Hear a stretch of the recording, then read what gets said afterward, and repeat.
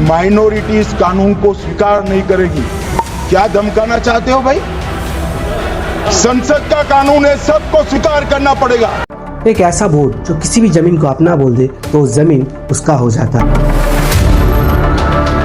अमित शाह जी ने तो ये कहा कि ये गरीब मुसलमानों को अंधकार में रखने का एक साजिश है कि वोट बैंक के लिए आपने किया था, हम खारिज कर रहे हैं। ओवैसी ने तो इस बिल को अनकॉन्स्टिट्यूशनल ही बोल दिया। ये अनकॉन्स्टिट्यूशनल है सर।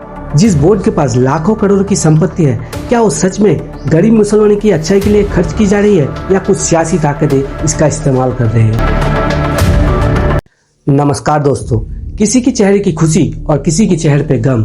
जी हाँ दोस्तों, मैं बात कर रहा हूँ वक्फ बोर्ड के बारे में, जो भारत की चौथी सबसे बड़ी लैंड ओनर है, इंडियन गवर्नमेंट, इंडियन आर्मी और इंडियन रेलवे के बाद।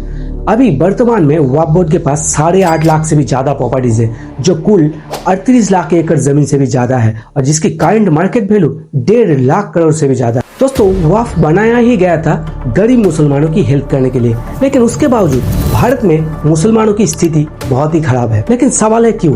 क्या गरीब मुसलमानों को वक्फ का पैसा नहीं मिल रहा है? दोस्तों, वक्फ का सिस्टम भारत में इंट्रोड्यूस किया गया था दिल्ली सुल्तनत के टाइम अराउंड 13th सेंचुरी में, और मुगल काल में इसका विस्तार हुआ था। ब्रिटिश राज के समय इसको वैलिडेट बनाया गया द मुसलमान वक्फ एक्ट 1913 के तहत। आज़ादी के बाद नेहरू जी के समय में 1954 में हर एक स्टेट में एक वक्फ बोर्ड गठन किया गया। उसके बाद 1964 में एक सेंट्रल वक्फ काउंसिल बनाया गया, जो बाकी स्टेटों की वक्फ बोर्ड को रेगुलेट कर सके। और सबसे बड़ा पावर दिया गया पीवी नरसिम्हा राव के समय में वक्फ एक्ट 1995 में। एक वक्फ ट्राइब्यूनल बनाया गया। अगर किसी भी जमीन पे वक्फ दावा करे कि वो जमीन उसकी है, तब आप लड़ने के लिए हाई कोर्ट भी नहीं जा सकते, क्योंकि आपको ट्राइब्यूनल के पास जाना पड़ेगा और उसको सेटिस्फाई करके दिखाना पड़ेगा कि वो जमीन आपकी है। और अगर सेटिस्फाई नहीं भी कर पाए तो ट्राइब्यूनल की राय को ही अल्टीमेट माना जाएगा, और ट्राइब्यूनल की राय को आप हाई कोर्ट में चैलेंज भी नहीं कर सकते। और जिसके रिजल्ट सहित हमें दिखने को मिला 2004 में वक्फ के पास 4 लाख प्रॉपर्टीज थी, वहीं 2024 में ये बढ़ के 8.5 लाख प्रॉपर्टीज बन गए हैं। वक्फ बोर्ड के पास जो इतनी संपत्ति है उसको मैनेज करते हैं मुतावलीज, जो कि गवर्नमेंट ऑफिसर नहीं बल्कि बोर्ड के द्वारा चुना गया एक मुस्लिम व्यक्ति होता है। लेकिन मंदिरों और चर्चों में गवर्नमेंट ऑफिशियल्स होते हैं और दूसरे धर्म के लोग भी। लेकिन एक तरफ देश में एक देश एक कानून बनाने की बात हो रही है, उसी देश में इतना भेदभाव क्यों हो रहा है? ऐसा नहीं है कि इस बिल को एकदम से इंट्रोड्यूस किया गया, बल्कि पहले एक ज्वाइंट पार्लियामेंट्री कमेटी गठन किया, जिसमें लोकसभा से 21 और राज्यसभा से 10 एमपीज को लिया गया, और एक कमेटी ने 14 मुस्लिम संगठनों से विचार किया, जिनमें जमायत उलेमाए हिंद, मुस्लिम राष्ट्रीय मंच और all India Muslim personal law board भी शामिल थे। उसके बाद भारत के 10 सबसे बड़े शहरों में एक सर्वे किया गया, जिसमें मुंबई, कोलकाता, हैदराबाद, बेंगलुरु और लखनऊ भी शामिल था। और कमेटी के राय से ही कोई नया बिल नहीं बनाया गया, बल्कि वक्फ एक्ट 1995 को ही अपडेट करके उम्मीद के नाम पे इंट्रोड्यूस किया गया। मतलब unified Waqf management, empowerment, efficiency and development act. Home minister Amit Shah ने तो ये कहा कि यह गरीब मुसलमानों को बहुत ही हेल्प करेगा, और अपोजिशन मुस्लिमों को अंधकार में रखने की कोशिश कर रहा है। एक कानून भारत सरकार का है, हर एक पर बंधन करता होगा और इसको स्वीकार करना पड़ेगा। ओवैसी ने तो इस बिल को अनकॉन्स्टिट्यूशनल ही बता दिया और संसद में ही बिल को फाड़ दिया। मैं गांधी की तरह इस कानून को फाड़ता हूँ। ये अनकॉन्स्टिट्यूशनल है सर। इस देश में झगड़े पैदा करने का काम बीजेपी करना चाहती है।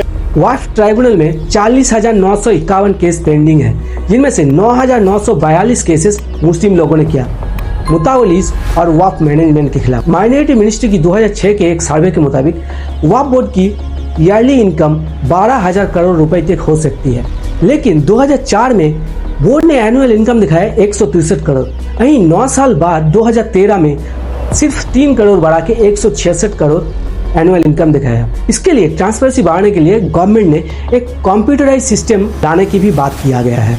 और इलीगल इंक्रोचमेंट भी बहुत हुआ है, जैसा कि तमिलनाडु में एक किसान राजा गोपाल जब अपनी पुश्तैनी जमीन को बेचने जाता है, तब पता चलता है कि उसका जमीन तमिलनाडु वक्फ बोर्ड के नाम पे हो गया है। सिर्फ उसकी जमीन नहीं बल्कि उसके पूरे गांव की जमीन ही तमिलनाडु वक्फ बोर्ड के नाम पे हो गया है, जहाँ पे 1500 साल पुराना एक मंदिर है। सिर्फ एक केस नहीं बल्कि हजारों केसेस आपको ऐसे मिल जाएंगे, जैसा कि बेंगलुरु ईदगाह केस, सूरत म्यूनिसिपल केस, या आप द्वारिका में आइलैंड केस देख लीजिए, या शिव शक्ति धाम का केस। यहाँ तक कि एक पॉलिटिशियन ने तो अंबानी का घर अंटेलिया को भी वक्फ प्रॉपर्टी डिक्लेयर कर दी। इस देश का जो सबसे अमीर आदमी है, बताते हैं उसका घर वक्फ बोर्ड की प्रॉपर्टी पे बना हुआ है। गवर्नमेंट प्रॉपर्टीज, रेलवे प्रॉपर्टीज, यहाँ तक कि इलाहाबाद हाई कोर्ट की प्रॉपर्टीज को भी नहीं छोड़ा गया। पहले किसी भी जमीन को वक्फ प्रॉपर्टी डिक्लेयर किया जाता था, लेकिन अभी आपके पास डिक्लेरेशन प्रूफ होना चाहिए। मतलब कि सभी जमीनों का जैसा रजिस्टर्ड पेपर होता है वैसे ही। और अगर आप वक्फ में दान करना चाहते हैं तो आपको 5 साल मुस्लिम प्रैक्टिस के अंदर रहना पड़ेगा और आप लड़कियों की इनहेरिटेंस को भी डिनाई नहीं कर सकते। पहले जहां सभी मेंबर मुस्लिम लोग थे, अभी 2 नॉन मुस्लिम एमपीज और फॉर्मर जजेस भी वक्फ बोर्ड का मेंबर बन सकते हैं। ट्राइब्यूनल के हेड थे एक जज और जिसको असिस्ट करते थे एक एडीएम और एक मुस्लिम लॉ एक्सपर्ट। अभी ट्राइब्यूनल का हेड होगा एक डिस्ट्रिक्ट जज और उसको असिस्ट करेगा एक जॉइंट सेक्रेटरी लेवल का एक ऑफिसर। पहले ट्राइब्यूनल की राय को कोर्ट में आप चैलेंज नहीं कर सकते थे, लेकिन अभी आप ट्राइब्यूनल के राय को 90 डेज के अंदर हाई कोर्ट में अपील कर सकते हैं। और ऑडिट के लिए कैग लेवल का एक डेजिग्नेटेड ऑफिसर अपॉइंट किया जाएगा। माइनॉरिटी मिनिस्टर किरण रिजिजू ने तो इस बिल को शायरी से संबोधन किया। गवर्नमेंट की मेन मोटिव को समझिए, इतनी संपत्ति होने के बावजूद क्यों गरीब मुसलमानों की उन्नति नहीं हो रहा है। अगर ट्रांसपेरेंसी होगा तो एनुअल इनकम भी बढ़ेगा और जिस पैसे को माइनॉरिटी डेवलपमेंट में खर्च किया जाएगा। जब प्रॉपर्टी अल्लाह के नाम पे है तो उसका गलत इस्तेमाल गुनाह नहीं बल्कि एक धोखा है। वक्फ मतलब है सेवा और उन्नति।